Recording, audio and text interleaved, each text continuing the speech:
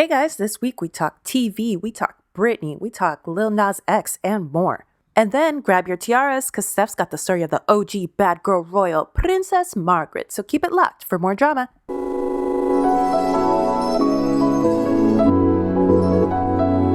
What up, fam? What up, fam? It's good, y'all. Feels good, right? Good, right? Yeah, I know it, dude. And without further ado, we broadcasting live from CA to NY. You know? Yeah, I wonder what happened, huh? Yeah. And then Dude, it's these Central American men. They're just hot-blooded. they are. And, It's so fucking crazy. and it's fucking like, what is that? Even like Ricky Ricardo. Yeah, like, yeah. like, fucking calm down, dude. It's not that serious. Seriously. She just wants to be in the show.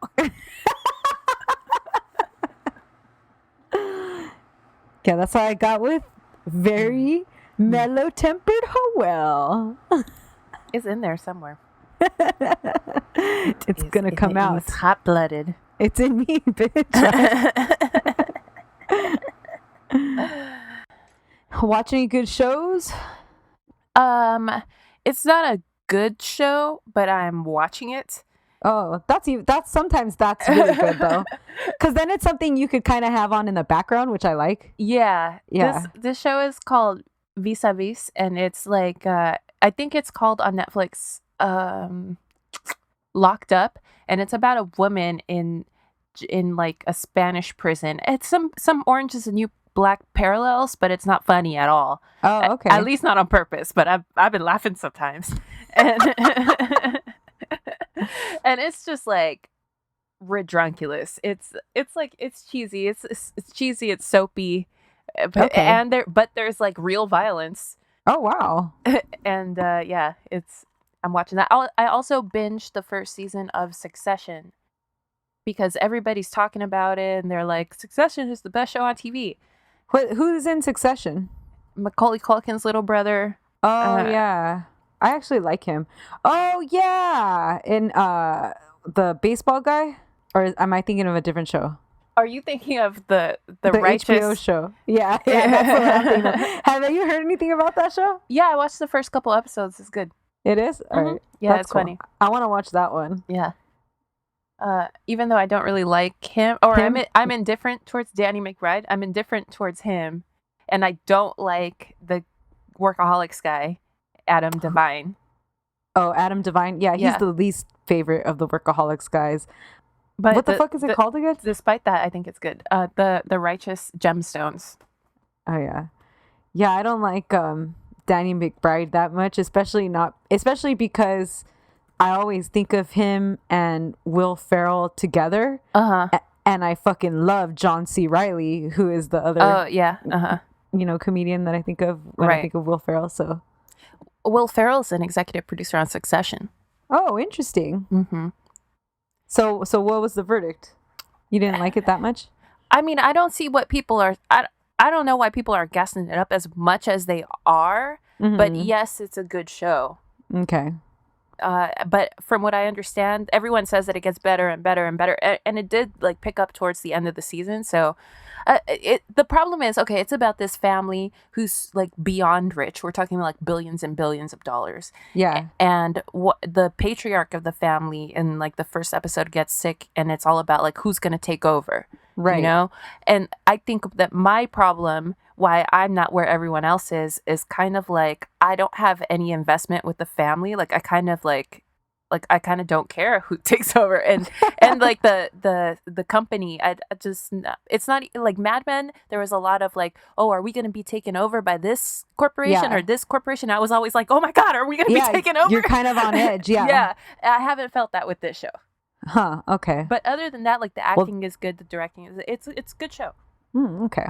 Well, there's a Mexican show called Club de Cuervos that sounds very similar, except it's funny. It's also not that great, but it's watchable. Yeah. And it's about a brother and sister who take over their dad's soccer team after he passes. And they have like hella spin-offs and shit, huh? Yeah. I mean, I love Club de Cuervos. It's not a great show, but yeah. It's just something that I really, really liked watching. And I like Luis Gerardom and the main girl also, Mariana Trevino.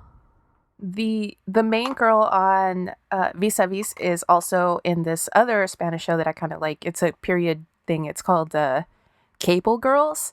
Oh yeah, I saw that on Netflix. Yeah, and it's like it's cute, like costumes and shit. Oh, that's fun. Yeah, I love a costume. Yeah, me too. I didn't watch any. I'm kind of like in a dry show. I mean, I've been watching How to Be a God in Central Florida, but I mean, it's one episode at a time. It's because things slow down in the summer, right? That everybody's waiting for like Christmas time to start popping off again. But I watched An Affair to Remember because HBO kept saying this is leaving, and I was like, okay. Well, I wanted to watch it before it left, and then I got into like a little Cary Grant hole, and I watched To Catch a Thief because I wanted to see Grace Kelly. Homegirl. Yeah, Grace Kelly. Although I don't really like To Catch a Thief that much. It's not good. It's a garbage one. Yeah. But yeah, I want Cary Grant to get in my hole. And then I watched Charade, which is good. Yeah, I don't really like Charade either. Cary Grant is too tan though. That's the only thing. Like, bro, get out the sun. The fuck are you doing? The sun used to be good for smoking cigarettes in the sun used to be good for you. Oh god. Do you want to introduce yourself? Oh yes, hello everyone and good afternoon. My name is Stephanie. And my name is May, and together we are the Drama Club. This is a story all about drama and how people's lives got turned upside down. We'd like to take a minute just to tell you right now. So we're the podcast all about scandals, public scandals, celebrity scandals, sports scandals, gossip, hearsay. Sometimes, you know, we slander people for show. Slander TV shows, movies, celebrity gossip, and biographies. Yeah, welcome. Thank you for listening. Hello to our new listeners. Oh yes, there's quite a few of you guys actually. So welcome. Welcome. We hope you enjoy. If you would like to hear any specific topics, holla at your girls. At Drama Club Pod on our Instagram is like the quickest way to slide into our DMs. Yeah, that's true though. Yeah. Okay, so I got a hot topic that I wanted to talk to you about. So our girl Britney is in the news again. She was trending. Britney. What's her middle name? Jean. Britney Jean Spears for all those who don't know who we're talking about. Really? Jean? Yeah. What the hell? Britney Jean is not mine. So anyway, she was in the news again this week because her ex, Kevin Federline, was granted a restraining order against her father, Jamie Spears. That's crazy in and of itself. Yeah. I was like, what is happening? Like, what? But then what Kevin has alleged is that Jamie put his hands on their eldest son, I think Sean Preston, yeah. And he's 13. Yeah. And what he said was that, I don't know, they were having an argument and then the dad kicked down his door, Sean's door. Yeah, that's what I heard too. Because and Sean grabbed him or something, right? Sean has like a well, I don't want to call it a problem, but he talks back. He's a 13-year-old boy. He does what 13-year-old boys do, right? So did your girl Stef. I still talk back, matter of fact. So well, your dad kicked down your door last week. You'll be kicking down doors for the rest of your life, because so he talked back or something, which Jamie did not like, and I think the situation was escalating. So Sean Preston locked himself in a room. Okay. To run away, you know. Yeah. And then Jamie kicked the door down. Because that makes sense, right? How? I mean, then that just tells you that he was right to go lock himself in a room. Like if that's things the were level, escalated. Yeah. So he kicked the door down, walked in, and shook him. Is what I heard. Ooh, that's so ugly. That's really ugly. And I mean, honestly, thankfully he's an adult, because if he was a baby or something, I mean, I guess they wouldn't be arguing like that, but still, can't be shaking kids. You know what I mean? Don't shake anybody. Don't shake anybody. Just shake your butt. Shake your ass.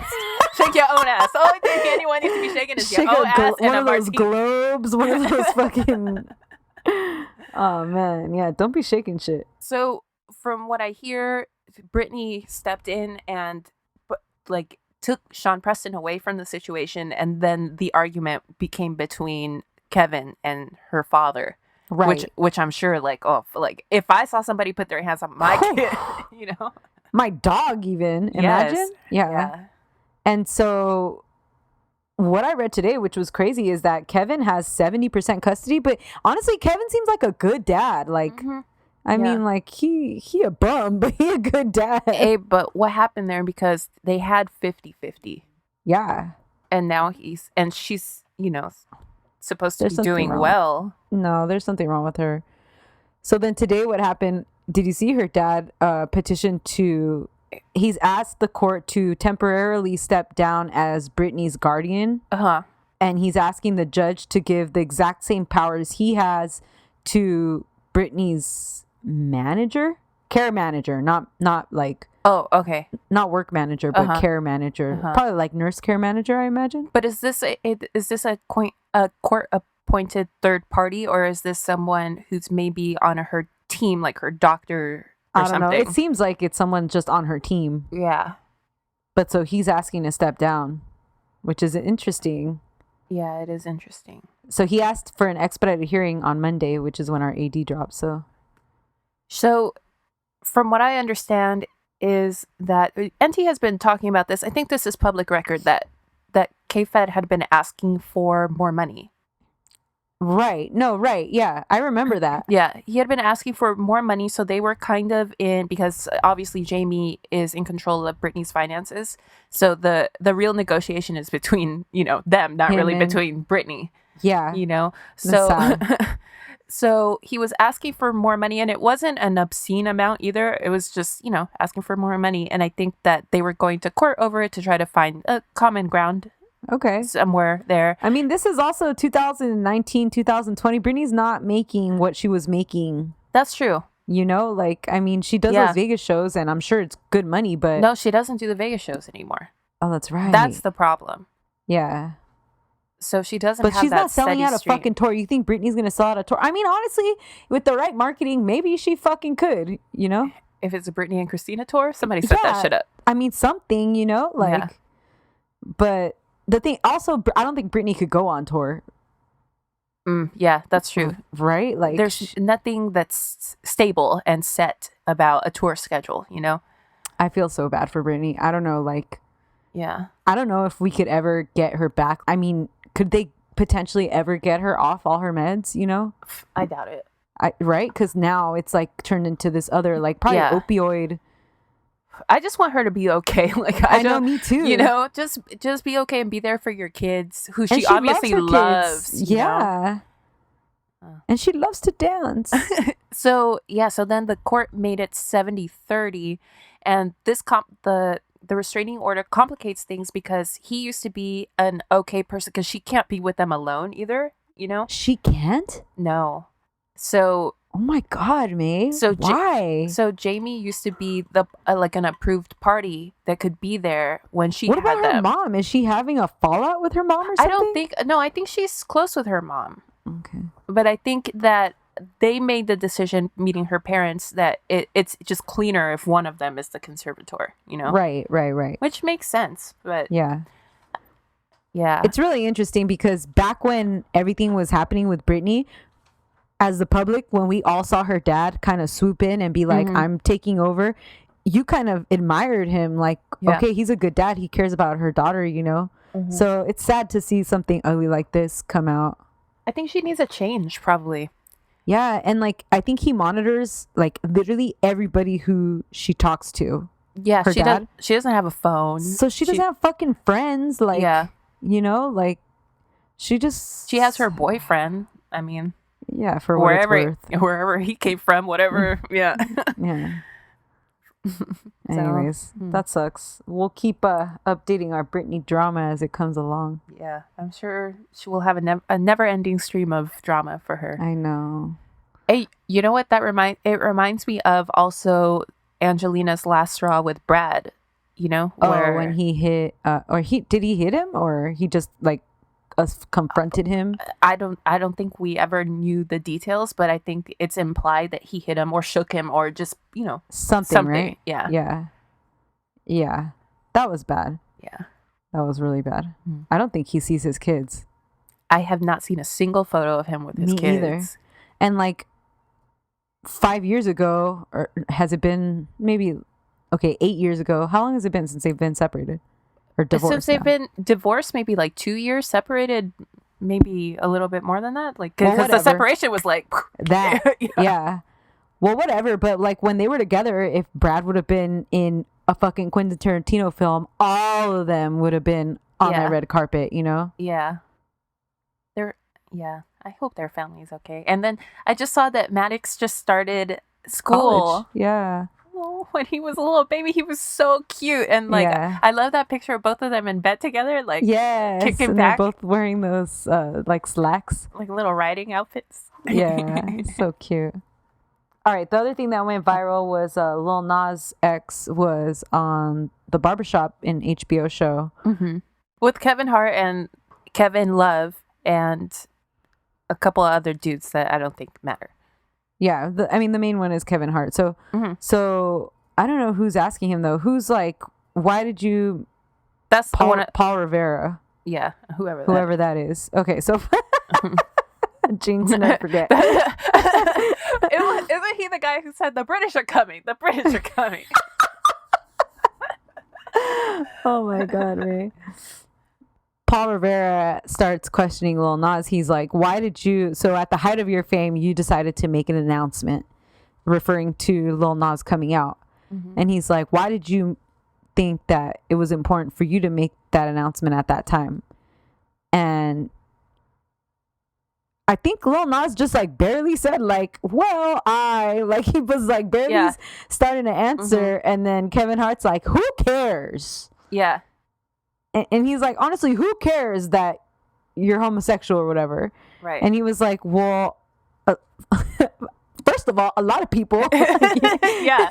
So that's that. No, Lil Nas didn't say that. But Lil Nas just said something he was kind of taken back, you could see. Mm-hmm. And then he was like, well, I grew up in the hood and I was taught to hate homosexuality. Mm-hmm. And then Kevin Hart interrupts again, and he's like, "Hate, no." He said to hate that. That's what Lil Nas said. That. Oh yeah. And then Kevin Hart interrupts once again, and he's like, "Hate what? Hate what?" Playing dumb. Yeah, and he's like homosexuality. Yeah. And then Kevin Hart, really, after your jokes, yeah, you don't know, and he's like, "Oh really?" Because he tries to act dumb. He's like, "Oh really?" That's what it's like. Fool, that's what it's like. You may have jokes about this. And he was like, why would you hate that? And then Lil Nas says you're from the hood. You know what it's like. And he keeps playing dumb. He's like, oh, okay. Yeah. It's just, it's really frustrating. It's so bad. It's really frustrating because you of all people, first of all, have learned. First of all, everyone knows what he's talking about. Everyone knows, yes. But you of all people who you express the things that would make him about. Yeah. And you got called out for it. You should be the main one who's like, oh man, obviously I know what you're talking about. I can't believe I was part of this. This would have been a good opportunity for him to bring it up. Yep. Yeah, and be like, I know exactly what you're talking about. Those fucked up jokes I made. Yeah. Yeah, mm-hmm. It would have been perfect. And I think everyone would have been, if he would have said that, everyone would have lifted him up. Dude, you hosting the Oscars next year, motherfucker. Yeah, exactly. Because that's all anyone ever wanted, just acknowledgement. Yes. Right? And this was perfect. Instead, oh god, he didn't learn shit. So, and it looks really, really bad, the way he cuts him off, and with his fucking, how his voice is and shit. Yeah. He's like, who cares? Yeah, it sucks because Lil Nas X he's a young. What is he 19 or something? You could tell he's intimidated. Yeah. To be and they're kind of deposing him. It's right. You could tell that there's nobody there in his corner. He's exactly a young dude who has to stand up to this mega famous dude who first of all won't even let him speak. Yeah. And it sucks also because this came out in light of Kevin Hart's injury, which obviously wish him a speedy recovery. But it's like a lot of people online are taking the opportunity to say, oh, you guys shouldn't be you shouldn't be criticizing Kevin about this because he's hurt. I'm sorry, but no, you don't. It's like I don't know. It's just like everybody's got a million shit going on. That doesn't mean you get to be an asshole, you know? Like, like everybody's got problems like that. Like, I mean, yeah, nobody wishes that he would have gotten in a car accident or anything like that, but right, just wish that he were a fucking better person. Right. No, you're right. And I think that both of those things can be true at the same time. Like you can, yeah, exactly. You can wish someone well, and that you can also be like, okay, look, this is what we're talking about. You know, because yeah, please be better. Everyone do better. People are so complex. It's not like we all just got one shit going on. This kind of reminds me of like, obviously like way different situations, but Caitlyn Jenner, how like for a while there, it was like, you can't talk shit about her being like all like, you know, like, right wing, because if you are, then that makes you anti-trans or whatever. When those are two separate things, like, you know, you can still be criticized. And often, I don't think this is the case in this situation, like the Caitlyn situation. I think it's people were using it as the wrong people were using that as a tool. They're like, don't criticize her. Yeah, you know? That was so weird. Yeah. You know, it was always for like illicit purposes. You know, it was never like, let's lift up trans people. It was always something sort of like shady in the background of those people that were saying that. For sure. They had KKK hats on and shit. Did you watch the whole episode of The Barbershop? No, I just watched the clip. Because people were saying that, not that this is an excuse, but they were saying that by that time, Kevin was several glasses of wine deep. Like, so he may have been like drunk. Yeah. Which, I mean, that doesn't excuse your behavior. I don't think that's an excuse, but people were saying that there's context around it. I didn't watch the whole episode. Yeah. Well, still though. It was just unfortunate. It all doesn't look good, and Lil Nas X shouldn't have been played like that. I know. He was trying to. I like that kid, dude. Me too. He seems so sweet. He's just trying to tell his story. And he's super positive, and he's just like, man, I wish all the best to that kid. Me too. Let him tell his story. Like, why? Just shut the fuck up. It's not your turn to talk. Right. Like, and you guys fucking talk too much. And they were the ones that asked him the question. And then they're like, well, actually. Yeah. Motherfuckers. And in our hearts, we were hoping that you would have been able to prevail upon our beloved Princess Margaret to honor us with her present. All right, it's my turn. Yes. I'm up this week. This week, I'm going to do the story of Princess Margaret. Oh my God, my favorite character on The Crown. Yeah, man. So for this, I watched a biography called a documentary called Princess Margaret, the Rebel Royal. And I used this article called The Ups and Downs of Princess Margaret's Love Life. Okay. Wikipedia, various other YouTube videos. I went into a whole little hole. On one day, I just spent all afternoon watching like royal wedding videos. Yeah. It was awesome. Cool. I started rewatching The Crown too. Who plays her in the upcoming season of The Crown? I don't know. It's somebody famous. Is it Helena Bonham? Helena Bonham's. Yep. Yes. That's so awesome. I know. Anytime I get some more Helena Bonham Carter in my life, I'm with it. I'm ready. Helena Bonham, that's funny because she played Queen Mother in the King's Speech. She did? Yeah, she's married to, she was Queen Elizabeth, the Queen Mother. All right. So Margaret was born on August 21st, 1930 at her mother's family's home in Scotland. It was a castle, Glamis Castle. Oh, you mean it wasn't just a house? No, it wasn't like their summer cottage. No, it was a fucking castle. Okay. Her father was King George VI, but when she was born, he was still only the Duke of York.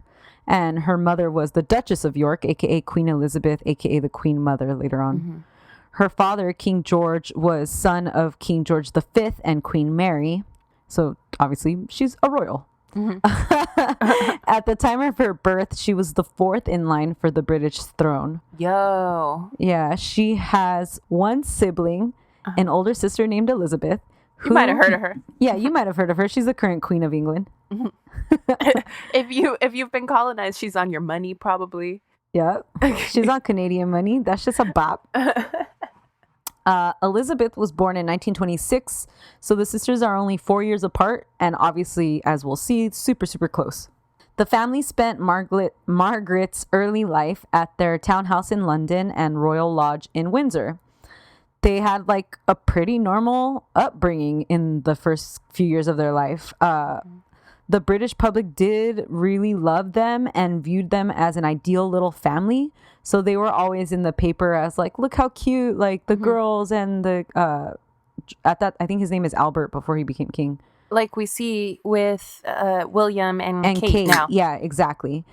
After Margaret was born, there were a few rumors that she was deaf and mute because she didn't have public appearances for a long time as a baby.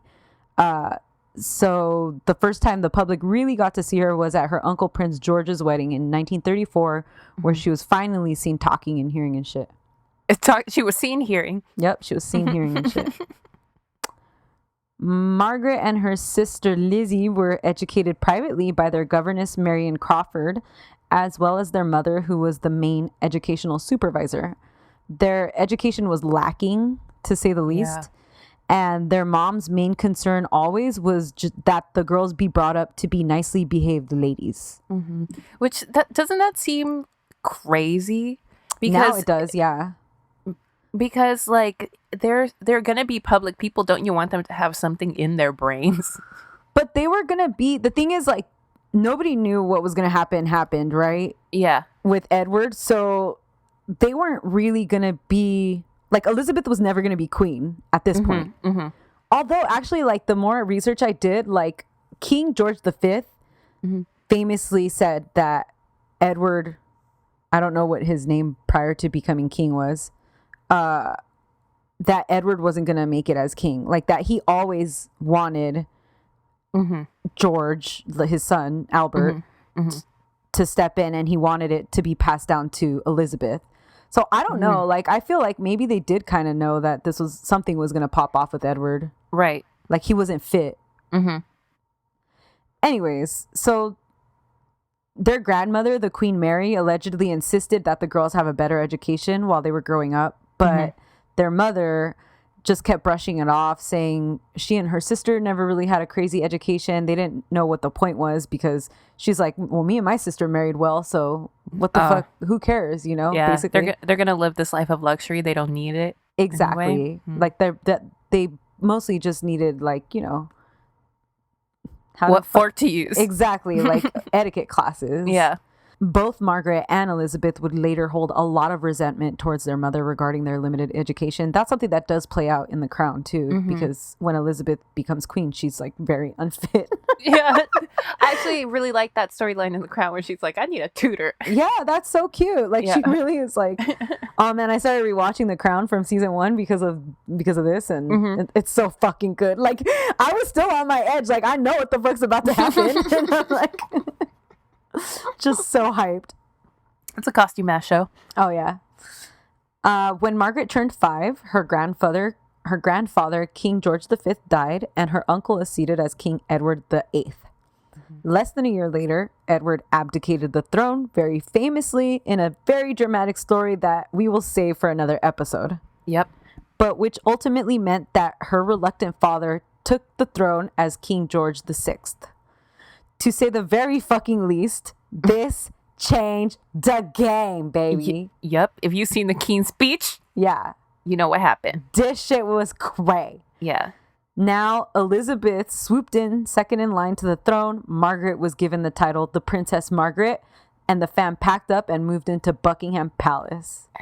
Moving on up. That shit's crazy. To the east side. That shit's so crazy. I still like Edward. Like, what the fuck are you doing, bro? I don't want to be king. Like, if it were me, fuck that. I would not want to be queen. But it's not just that. It's everything you give up. It's not worth it to me. Yeah. You're close enough. Like, you still get lots of royal perks to No, be, he didn't really. He got cut off of a lot of things. But you get, like, you come to your country and people be like, hey, yo, Eddie, what up? He wasn't always allowed back in. Like, the royal family would, like, tell him not to come to shit. I mean, I don't know. That shit's crazy. He wasn't invited to most of, like, the royal engagements. He wasn't invited to the coronation. Yeah. I don't know. When World War II broke out, the sisters were sent to Balmoral Castle, where they stayed until 1939 in order to protect them from harm. Margaret said that nights at the castle were so cold that their drinking water that was placed by their bedsides would freeze every night. Whoa. They then moved to Windsor Castle in 1940 to try and wait out the rest of the war. Mm-hmm. At this time, Prime Minister Winston Churchill was very weary of the safety of the girls because there was all this drama that they could be kidnapped or they, just anything, and that they were going to try to obviously hurt the king's young daughters. Yeah. He was being advised to send them over to Canada, but the Queen Mother refused, saying famously, quote, "They won't go without me. I won't ever leave without the king, and the king will never leave his country." Unlike some other kings that we won't unlike speak somebody about. Whose name rhymes with Schmedward. Margaret was kind of put on the back burner as soon as her dad became king. Yeah. Since, like Prince Harry famously said, "I'm not the heir, I'm just the spare." That definitely sucks because if Edward wouldn't have abdicated, they would have been equals. That's what. Well, and even I think Margaret was more popular than Elizabeth. So I think it was really hard for Margaret, not only whatever, everything, but then she was always the one with more attention. And now suddenly Elizabeth was getting more attention. So in the beginning, Margaret focused her days on like piano playing and singing and shit, while the royal family had Elizabeth being sent on public duties during the war. Like Elizabeth became a mechanic during the war, and they had her doing war efforts or whatever. It's just for show. The public at this time also started to say that Margaret appeared to be very spoiled, and the king appeared to favor her a lot over Elizabeth, which is kind of true. Like King George even said, "Margaret is my joy while Elizabeth is my pride." That's cute, though. I think that's cute too. Like, because it's not, one of those things is not more than the other, and they're different, right? Yeah. Which I like that. I actually really like King George VI. He seems like a pleasant, nice family man. And then there started coming out all these rumors of tension between Elizabeth and Margaret, since pretty much Margaret appeared to be getting most of the attention, but none of that seems to be founded. I mean, attention like within their family. Elizabeth seems to kind of have loved that Margaret was taking pressure off her. Like she felt less pressure with Margaret around because Margaret wasn't next in line, so she had more leeway with what she got away with. Yeah. So people would come over and she would make jokes and shit, and she didn't care how really she was perceived, where Elizabeth tried to be more perfect. So it just kind of like helped her, really. And that just makes someone funner to be around too, if you're not all uptight. Yeah, that's true. But she is uptight, though. Elizabeth or Margaret? Elizabeth. Oh, Elizabeth is uptight for sure. Yeah, so I'm sure like that would like kind of alleviate her. No, not necessarily, because you ever like hang out with a friend who's like down to do like whatever, and then like you are a little bit more restrained, so it's like you get kind of like tense. Yeah, no, for sure. Yeah, like, are we really gonna go skydiving right now? No, like, I would never have a friend like that. I would never go skydiving. So after the war ended in 1945, the girls were sent back to Buckingham Palace to live full time. After the war was announced ended, Margaret and Elizabeth were spotted by the press outside of Buckingham Palace with the crowds that, how like crowds gather by the famous balcony. Yeah. So the girls were spotted like in like just amongst the crowds, and they were chanting, "We want the king, we want the queen," which I think is so fucking cool. In 1947, the girls, the king and the queen, took a state tour of South Africa for 3 months, and this was Margaret's first trip abroad. For this trip, she was chaperoned by the king's equerry, Peter Townsend. Oh, hey. Oh, so how old are they around this time? She's 15 years old, and Peter is 26 years old. No, I'm sorry, 31 years old. Okay. 15, 25, 30, yeah, 31. So Peter's 31. He's also married and has 2 children. Yeah. They don't make it sound like that on The Crown. I know. Yeah. Because on The Crown, I mean, you never see his wife and kids because, you know, yeah. He don't love them. Peter was known as a war hero. After World War II, he became the king's equerry, which is like his personal assistant, basically. And the king absolutely fucking loved him. And later, so would Margaret. At this time, Elizabeth and Philip announced their engagement, and Margaret served as a bridesmaid at their wedding. Aww. Elizabeth and Philip had 2 children, Prince Charles and Princess Anne, in the following 3 years, which pushed Princess Margaret further and further down the line of succession. Great for her. I'd be like, yes, yes, yes. Margaret is now 18 years old, and she's being praised in the media as fun, lighthearted, chic, and of course, very beautiful. She socialized with very high society, and she loved to party. She allegedly would start drinking at 12. Hey. Well, I mean, what else you got to do? Yeah, she's not operating any heavy machinery. You know what I mean? Yeah. She doesn't got to go to school or anything. Right. She good. I heard the queen starts drinking early too. She does. She drinks like 3 things a day. Like she drinks like champagne at breakfast and wine at lunch and like a martini at dinner or something. Margaret was also known as having a very keen fashion sense and was often featured in the press for her gowns at different balls and parties and nightclubs. Hey. Which is something that they hadn't seen before. They had never seen a royal going out to nightclubs and shit. Elizabeth at this time was in and out of public engagements since she was having kids. So Margaret's official engagements increased, including a tour of Italy, Switzerland, and France.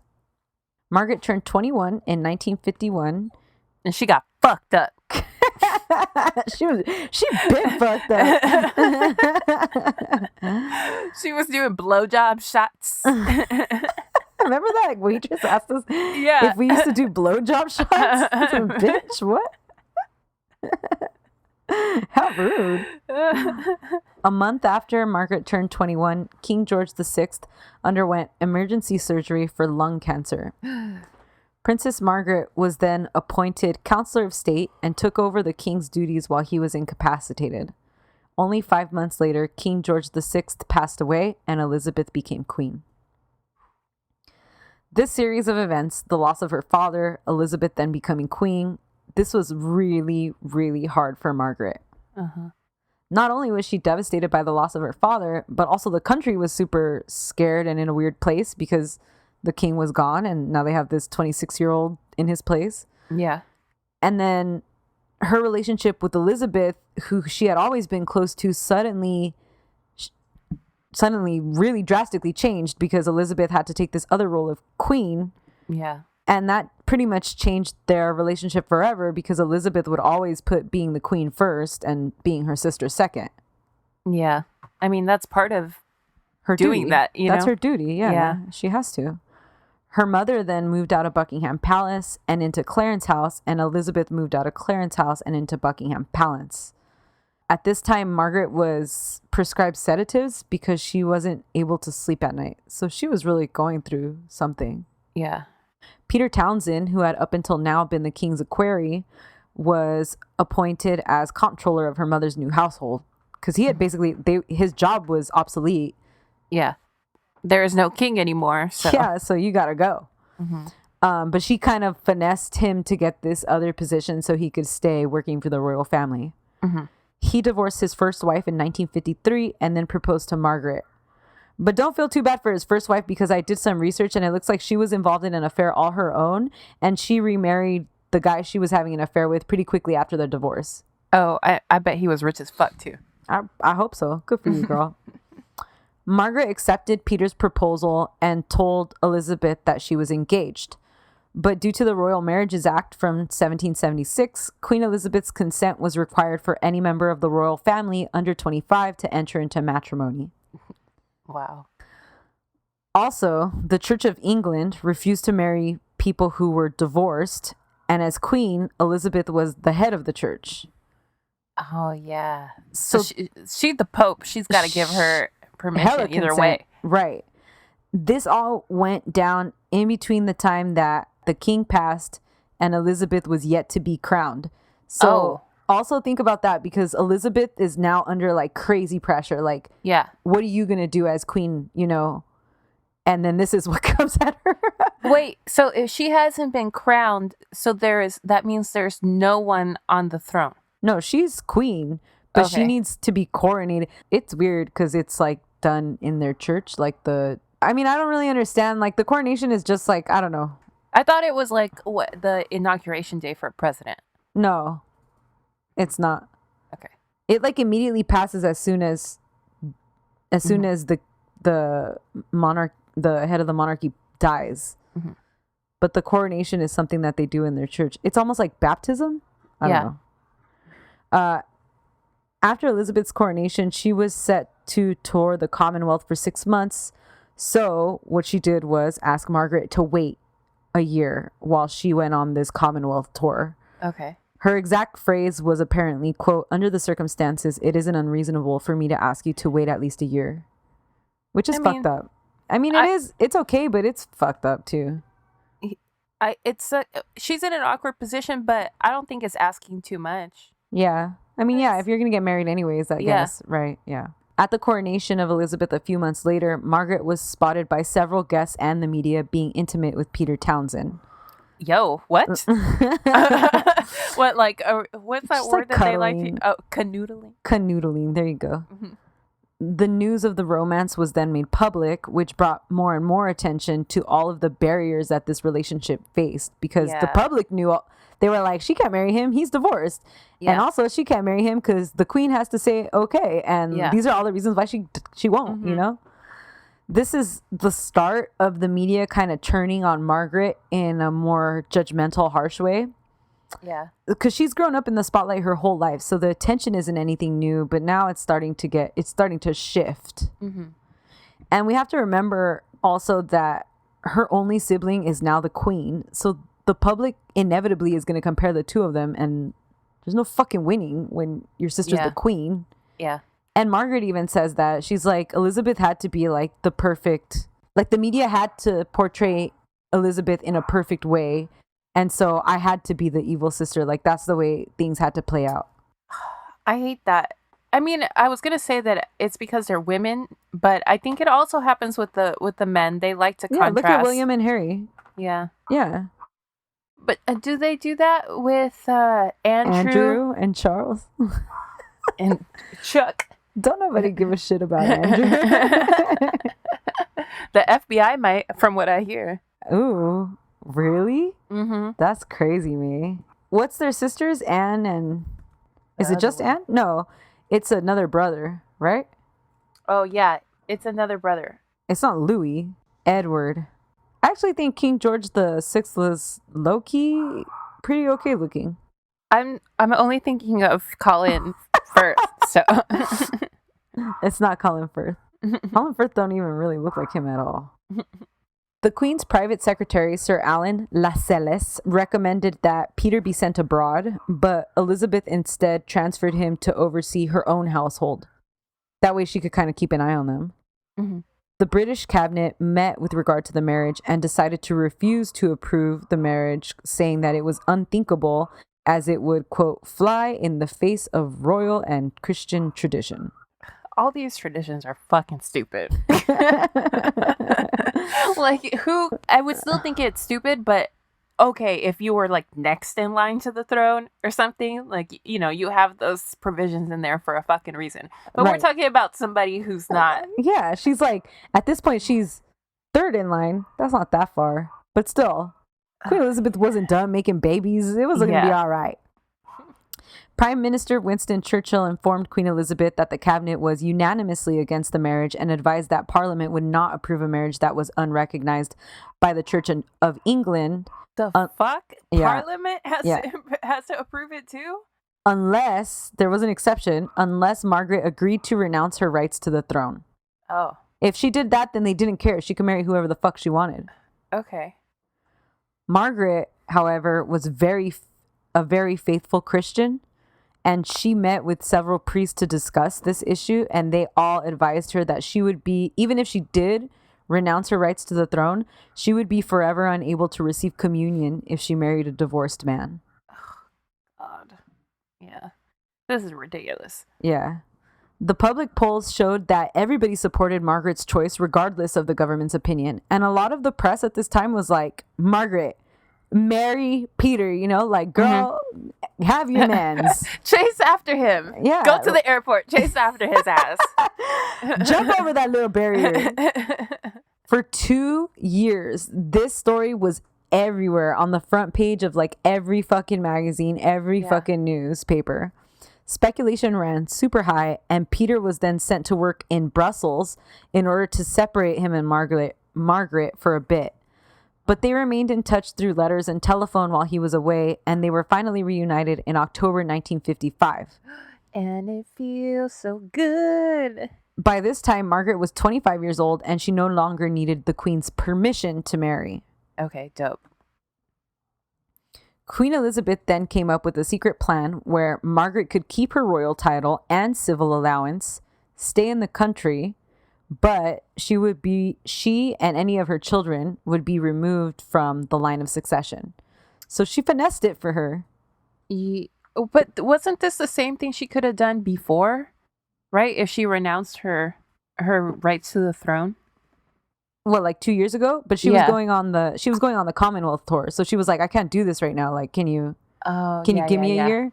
And then another year went by where basically they just sent Peter. Well, first they were trying to see if Parliament would approve it. Like, she still pushed it through, and then it was like, no. And then the church was like, no. And by now it's been 2 fucking years. So Queen Elizabeth is like, okay, what can we do? She came up with this plan. The new Prime Minister, Sir Anthony Eden, stated that Her Majesty did not wish to stand in the way of her sister's happiness, and the final draft of the proposed plan was issued on October 29th, 1955. And they were okay with it. I hope he's worth it, girl, because you're making the whole ass country jump through hoops for your fucking wedding. Talk about Bridezilla. Then, on October 31st, so 2 days later, Princess Margaret issued a public statement saying the following. And just so you guys know, like, when I say, like, oh, they're issuing a statement, like, this is the fucking... She's a princess. She's the queen's sister. This is like, you were watching TV, and they were like, we now interrupt this broadcast to bring you this, like, very important message. This isn't a fucking notes app. Yeah, this isn't fucking Justin Bieber throwing some shit on Instagram. Yeah. This is some real ass shit. So Princess Margaret said, quote, I would like it to be known that I have decided not to marry Group Captain Peter Townsend. What? I have been aware that, subject to my renouncing my rights of succession, it would be possible for me to contract a civil marriage. But mindful of the church's teachings that Christian marriage is indissoluble and conscious of my duty to the Commonwealth, I have resolved to put these considerations before others. I have reached this decision entirely alone, and in doing so, I have been strengthened by the unfailing support and devotion of Peter Townsend. Bitch, after all that? Yeah. After that, the public criticized the church's inflexibility with regard to divorce. The public believed that Margaret obviously was pressured by everyone in coming to this decision. Mm-hmm. At this time, the plan that Queen Elizabeth had drafted, where she could keep her allowance and her title and live in England, all of that wasn't made public until like 20 years later. Mm-hmm. So everybody just thought, like, basically they're going to do to her what they had done to Edward. Yeah. Like, she's going to have to leave England. She's not going to get, like, her allowance or any of this shit. Mm-hmm. And they thought, like, well, that's why she made this decision. Mm-hmm. But if you're like me, you're kind of wondering, like, why? Why wouldn't... I don't get it. Like, after all that, why wouldn't you marry him? Because she's religious, right? It's a religion thing. I mean, that's how she's saying it. But, I mean, she's also fucking a guy that's married, you know? Like, she's not... Yeah, that's true. She ain't that religious. And it doesn't seem like she really needed a claim to the throne because it was a long shot anyways. By now, I mean, Elizabeth's young. She's not going to die soon, you know? And then even then, we have Charles and Anne, so... Yeah. In the end, we really don't know why she chose to say goodbye and walk away, but a lot of people speculate that the 2 years apart actually raised a lot of doubts in Margaret's mind. In his own memoir, Peter Townsend said, quote, "I simply hadn't the weight, I knew it, to counterbalance everything that she would have lost." And you're like, if you make everybody move mountains for this to happen, there's so much pressure. Yeah, after all that, you're tied to this guy for life, not just because you're married, but now because of all this fucking shit, you know? Exactly. Other people have said that Peter actually wasn't the great love of her life the way he's painted out to be, and they're like, people know this story and they kind of paint it as this great love affair. But really, it was kind of just like Margaret being like a princess, like being like, no, I want it and I want it now. Yeah. And it wasn't really like what we all think up in our heads, right? That she was like madly in love with this man. She never talked about him to anyone, even when she had an authorized biographer. Years later, he said that he had a very hard time getting anything out from Margaret about Peter. All she's ever said is, "I've forgotten it." And what she told her biographer was, "How do you know when you've been apart from somebody for 2 years if you still want to marry him?" After this relationship ended, the press went wild documenting Margaret's love life and rumored affairs, since she was basically the most suitable bachelorette on the planet. She's 25? Yeah, she's 25. People said that at this time, the press only cared about 2 women, Princess Margaret and Elizabeth Taylor. Hey, I was just thinking about Elizabeth Taylor yesterday because I was like, damn, that bitch's name is Elizabeth Taylor Todd Fisher Burton Fortinsky. Burton. I have somebody in my office with a marriage like that where they divorced and then remarried. Did the second time stick? Yeah, they're still married. They've been married. Dope. Like, they divorced, I think, after like 6 years, and then spent 2 years apart, and then and now they've been together like 20 years, like starting from like their second marriage. So yeah, actually like 26 years, but damn, that's really cool. I know. I think that's great. I mean, it's meant to be. It's meant to be, you know. Yeah. At 26, Margaret was briefly engaged to a wealthy socialite named Billy Wallace, but Wallace admitted to cheating on her, and it pretty much ended as fast as it had begun. Billy, why are you doing that? Billy, why are you doing that? In 1958, Princess Margaret met photographer Anthony Armstrong Jones, who we refer to as Tony. That's a strong name. Yeah, at a dinner party. So they dated, and then he proposed marriage to her, and she accepted the marriage proposal one day after learning that Peter Townsend was engaged to a Belgian woman, Marie-Luce Jamage. Okay, so that's what the fuck he was doing in Brussels? Yeah. All right.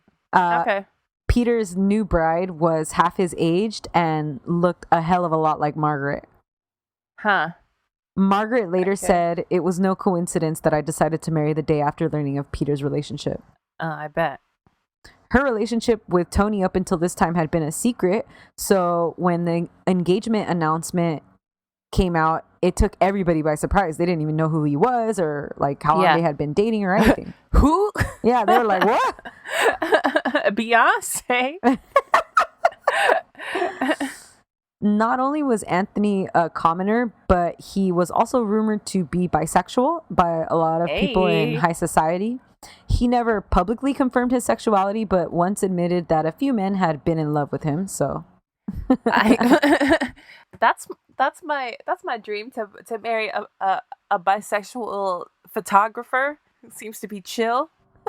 That's perfect. What? That sounds fucking horrible. First of all, your life is gonna be drama. Photographers are any artist is fucking crazy. I bet you have really great pictures of yourself, though. Tony proposed to Margaret with a ruby center stone ring surrounded by diamonds in the shape of a rosebud. I don't like that. Apparently, Margaret and Tony had great sexual chemistry and shared a lot of interests in the arts, music, and clothes. So they definitely got along. Yep. The couple would run off to a rented hotel room from time to time in secret before their wedding, if you know what I mean. Mm-hmm. Princess Margaret's this is going to turn out exactly like your little my little fantasy. Yeah, it's exactly like you said, perfect. And just, what did you say? He just basically took really great pictures of Margaret, and it was perfect. Yeah. Princess Margaret's wedding was the first royal wedding to be broadcast on national television. Oh. There were over 300 million viewers worldwide, with over 2,000 guests. Her dress was designed by Norman Hartnell, and she wore the Politmore tiara, which is a fucking absolute unit of a tiara. Uh-huh. It can also be broken down to wear as a necklace, which she also did a few times throughout the years. Oh, it's a transformer? That's what's up. That shit was sick. It's so sick. I like things that can do double duty. Yeah, it's always like, ooh, yeah. Mm-hmm. Her dress was sleek, sleeved A-line, typical for royals, but with like that plunging neckline similar to Kate Middleton's that went like all the way straight down. She rode in a glass coach with the Duke of Edinburgh from Clarence House to the church, and afterwards the couple made the traditional appearance on the balcony of Buckingham Palace. Then they honeymooned for 6 weeks on a cruise aboard the royal yacht Britannia. Mm-hmm. The Caribbean loved that she was out there, and they ended up dedicating Calypsos to her in her name. As a wedding gift, this super rich dude, Colin Tennant, gave her a plot of land on his private Caribbean island, which she kept until she died, basically. Cool. The couple then returned and moved into Kensington Palace, where they were at first pretty happy. And then in 1961, Tony was given the title of the Earl of Snowdon. They had 2 children, Prince David and Princess Sarah.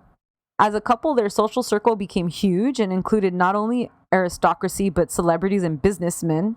Mm-hmm. And Margaret said that he was super nice at first, and he introduced me to this whole new fun world. They were fashionable. They took a lot of fashion risks, incorporating trendy 1960s looks. Like, she had a beehive at one point. They were definitely cool, and they were throwing good-ass parties. Winston Churchill had to approve her to get a beehive and shit. Parliament was like, unanimously, they were like, nah, bro. Princess Margaret and Tony would host parties for a lot of famous actors and actresses. And she once famously told Grace Kelly she didn't look too much like a movie star in person. Bro, if we know one thing is that you don't mess with Grace Kelly.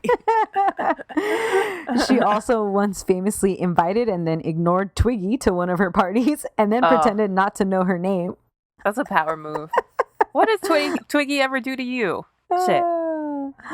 And in the early 60s, she invited Judy Garland over to the Beverly Hills Hotel and then ordered her to sing for everyone.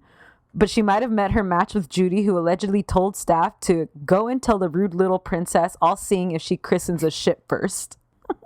What? Oh, she means like break one of those bottles on a ship? break a champagne on a ship first. Like, bitch, you go do that and I'll sing.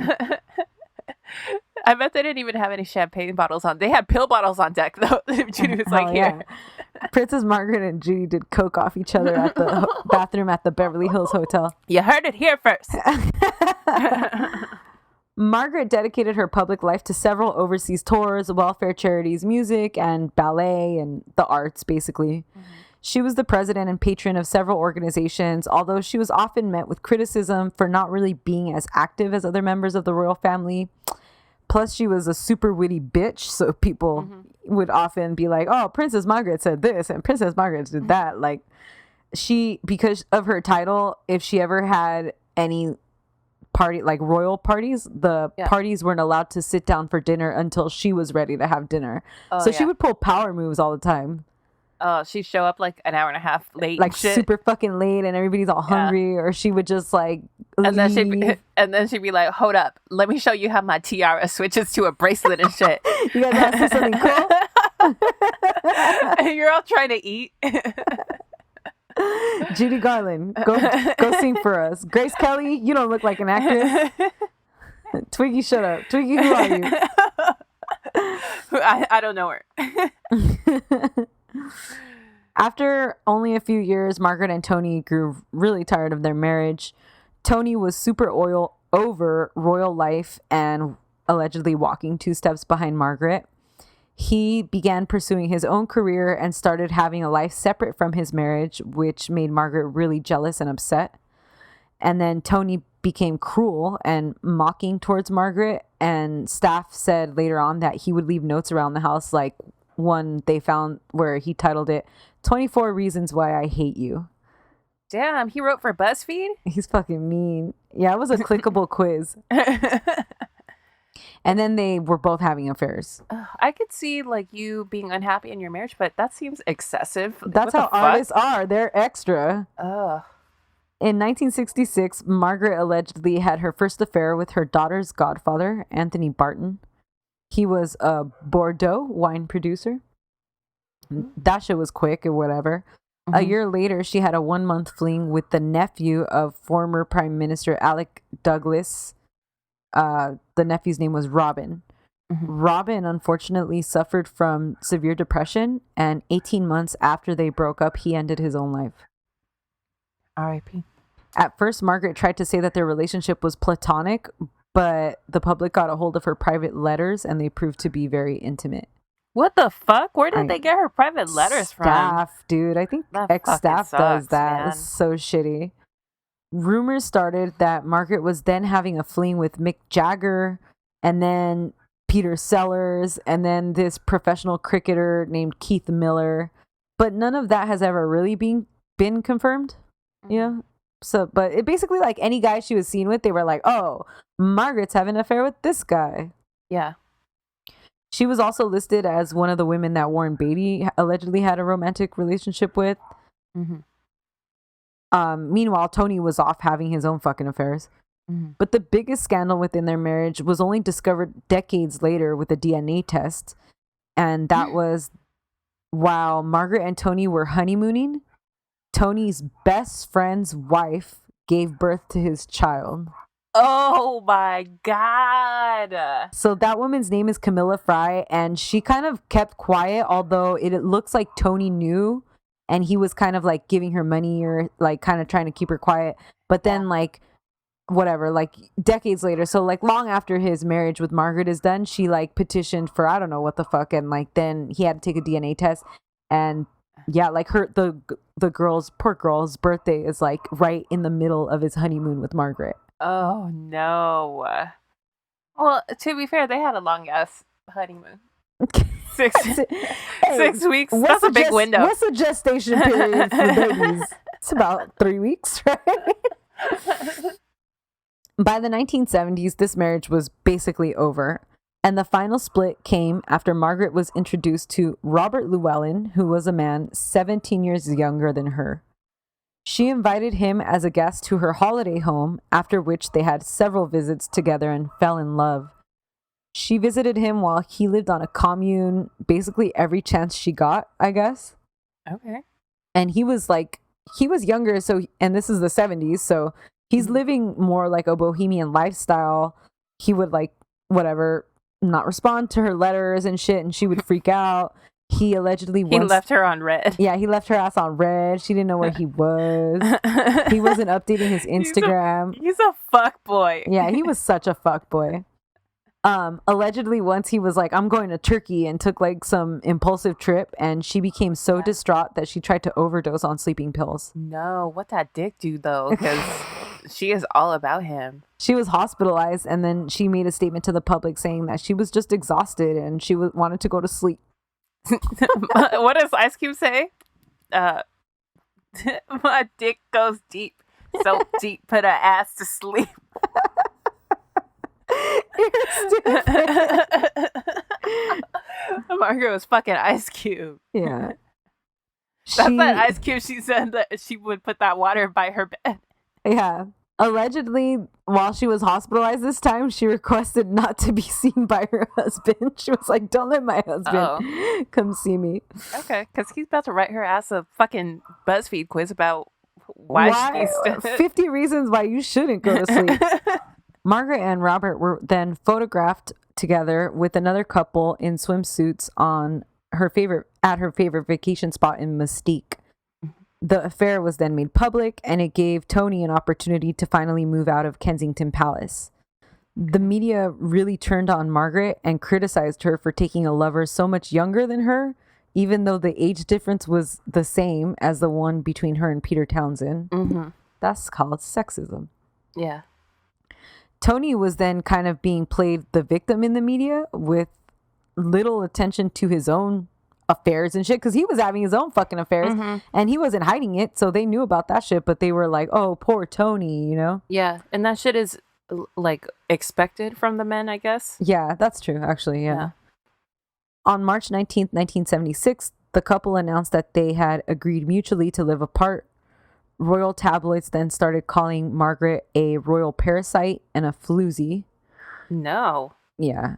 Queen Elizabeth allegedly pushed Margaret to please break up with this young dude, Robert.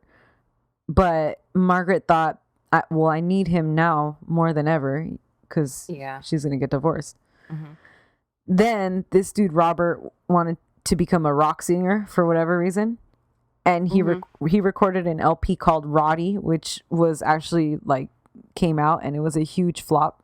And then the media kind of like threw this on Margaret too. They were like, look, your man's a loser, basically. Like it was really bad. It was more negative attention on top of negative attention already, you know?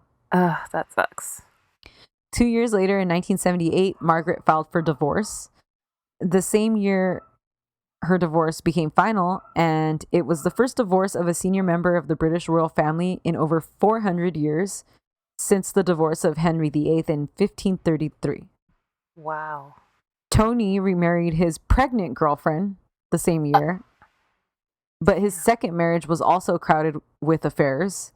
And in 1997, his longtime affair with a journalist was revealed after she committed suicide. And the following year, one of his mistresses fathered his fifth child. Busy, man. He's a fucking mess. He's in season 2 of The Crown, right? Yeah. Okay. He's like at the end, because like everything finally comes to an end with Peter Townsend, and then she kind of starts seeing this dude, and she's like, well, I want to marry this guy. Yeah. Yeah. Okay. In 1981, Margaret and Robert finally called it quits after he met and fell in love with someone else. Mm-hmm. She accepted the breakup and congratulated him on his marriage, and apparently remained friends with him throughout the rest of her life. Oh, nice. This entire romance, though, proved to have damaged her reputation more than basically anything before. Mm-hmm. It became known by the public that Queen Elizabeth had once said to the Prime Minister, "What are we going to do about my sister's guttersnipe life?" Guttersnipe? That shit's British. Beast. I don't like that. She went too far with that one. Yeah, something about the word gutter makes you think like that's real dirty. Yeah. Oh, that's your sister. I know. You can't say that shit about her. It is. She was fucking messy though. Why are you fucking with that young dude? He's like, I'm gonna drop an album. I'm like, girl, we're in our 40s. She's fucking with SoundCloud rappers. Yeah, fuck boys. Princess Margaret's out here fucking a SoundCloud rapper while her sister's trying to run the country. Yo, I relate. I can relate. In 1992, she hosted a lunch at Kensington Palace, and she invited Peter Townsend to come. Oh. At this time, he was 77 years old and she was 61 years old, so they hadn't seen each other in like 40 years. They hadn't seen each other? Peter Townsend never returned to live in London after he was sent to Brussels. Like, he remained in Brussels for the rest of his life. I fuck with Brussels sprouts, so. And Brussels are good. Brussels sprouts are good. Mm-hmm. 3 years later, Peter passed away from stomach cancer, and Margaret said to the public that she was saddened by the news. Margaret reportedly often felt lonely in her later years and often would talk to people about how she was lonely, although she was surrounded by friends and family and always at like events and stuff. Mm-hmm. Unfortunately, she never really met or had any serious relationships again after Robert. There was a rumor that she was going to be engaged to one of her longtime friends, but at the end they never announced it, and people just kind of took it as just a rumor, and she never confirmed it or anything. Mm-hmm. She would say to the press, "I know I shouldn't be alone at my age," and shit like that. It's kind of sad. Mm-hmm. And while that's Yeah, I mean, it's kind of sad, but she's not a sad woman. Like, I don't want like to say like she's a sad person. She loved her life and she loved her work and her charities and stuff, but It's what other people are putting on her, though. well, she puts it on herself too, because she would tell people that she's lonely. Yeah. And so now Margaret's in, like her 60s. She had long been a smoker and a drinker, like not like a heavy smoker and a heavy drinker. And in 1985, she had part of her left lung removed because of a tumor, which is kind of parallel to what happened to her father. Mm-hmm. Allegedly, Margaret, like I said, would start drinking vodka at 12 for pretty much her whole life. And she chain smoked from morning until night. Mm-hmm. She quit smoking after the lung surgery, but she continued heavily drinking. In 1993, she was hospitalized for pneumonia, and she had a mild stroke in 1998. So Princess Margaret also, now we're in the 90s. So you know who's around? Princess Diana. Oh, yeah. Famously in 1995, Princess Margaret was very outwardly against Princess Diana after Diana gave that the famous tell-all interview with BBC. Mm-hmm. The one where she says, "There's 3 people in my marriage, so it was quite crowded," or whatever the fuck she said. That's the Martin Bashir one, I think. Yeah, fuck that guy. Margaret believed that this was an unforgiving act of betrayal against the royal family. And from that moment on, she forbade her children from speaking with Diana. And allegedly, when she was like walking, if there were like magazines with Diana on the cover, she'd turn them around. I don't like that she's so anti-Diana, because she went through a lot of the shit that Diana went through too. Yeah, but Margaret's witty. Margaret's a bitch, dude. She's like, I don't know. Be careful. Margaret stans are gonna come after us for calling her a bitch. Sorry. She's a bitch. Yeah, I'm trying to think. Like, she went through hard times, but did she ever she never publicly spoke against the traditions or anything. Like, I mean, all that shit was going on, but she was never like, this is wrong, to the public. Yeah, she was just kind of letting shit pass. I think she kind of felt that duty, like her sister. Diana passed in 1997, as we all know, and close friends claimed that Margaret was the only member of the royal family that refused to bow to Diana's coffin as it passed by. Why does she take that shit so personal? Because she, I don't know. What else she got to do? Yeah, true. Princess Margaret became bedridden in 2000, and there was a lot of public attention surrounding the fact that she didn't attend Christmas Mass that year. Oh. She was then hospitalized for swallowing issues and for loss of appetite. And then swallowing issues. Oh, May, what are we going to do with you? Couldn't be me. What are you, 15? Not 5, that's too young. In March 2001, Margaret suffered 2 additional strokes, which left her with partial vision and partial paralysis. Oh, man. So then she was in a wheelchair. Yeah. Princess Margaret passed away on February 9th, 2002, at the age of 71 after suffering a final stroke, which resulted in cardiac problems. Prince Charles made the public tribute to his aunt in an international TV broadcast. Prince Charles is crazy. Like, that fool he looks as old as he is now, like, even back then. Yeah, that's true. He just always looked old. Even when he's young, he looks old. Yeah, like Morgan Freeman. Yeah. Morgan Freeman's been old for Jack Nicholson. 40 years. Like, he's been old forever. Yeah. Margaret and Queen Elizabeth allegedly spoke on the phone once a day, every day until her death. Margaret's funeral was held on February 15th, 2002. She was cremated and placed in the tomb of her parents. Hey, they talked on the phone. Didn't she live at the palace, though? She lived in Kensington. In Kensington Palace. And she lives in Queen lives in Buckingham. Oh, that's why she probably had a lot more interactions with Diana, because Diana lived in Kensington, right? Oh, probably, yeah. I saw something that said something crazy, like her wing of Kensington Palace was something like 20 rooms. Yeah. And she had, like, including, like, whatever, like the dining rooms and everything, right? Yeah. And she had, like, 8 personal servants. And this is when I was doing research on, like, what went down, like, what happened with Peter Townsend. Like, why didn't she marry him after going through all that? And somebody was like, she had 20 rooms. She had 8 personal servants. Peter couldn't even afford 1. Yeah, true though. Like, you think she's going to give all that up, Yeah. Of course. Like, it's hard. Okay, sorry. Margaret's funeral was held on February 15th, 2002. She was cremated and placed in the tomb of her parents. Her mother passed away just 7 weeks later. Wow. A lot of people say that was like Queen Elizabeth's hardest year. Personally. Oh, yeah. Yeah. Yeah, I'm sure. Margaret is remembered as a charming modern royal. Her love life was unfortunately made extremely difficult by her title, and interestingly, what she endured kind of made it easier for the next generation of royals to get divorced, which is what people often note as her main legacy, which I think is kind of sad. Yeah, that sucks. But more than anything, I think she's just the first royal to break traditions and to incorporate modernity. I'm sorry. Modernity into her lifestyle. And that's how we should remember her. Yeah, it's true. That's the story of Princess Margaret of York. Shout out to Maggie. Mags and Lizzie, what's good? What did she call her? A guttersnipe? I also like King George and the Queen Mother used to call Elizabeth Lilybet, and I'm like, what? Lilybet. The British are fucking funky, dude. What the fuck?